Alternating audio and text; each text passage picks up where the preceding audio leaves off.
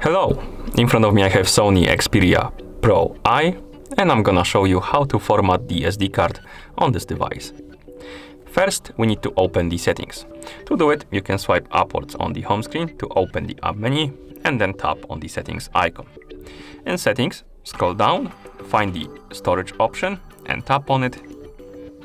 Here, find the SD card, tap on it, and then select the app you want to open it with.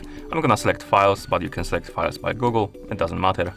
Then tap on just once or always, and you should see this menu. Now, tap on this option right here to open the menu. Then select the option called Storage Settings, and here we have the Format option. Tap on it, tap on Format SD card. The SD card will start formatting. And once it's done, you will see this page, and you can tap on the Done button. And as you can see, our SD card is formatted. Okay, and now we can close the settings. And that's how you format the SD card on this device. Thank you for watching. If you found this video helpful, please consider subscribing to our channel and leaving a like on the video.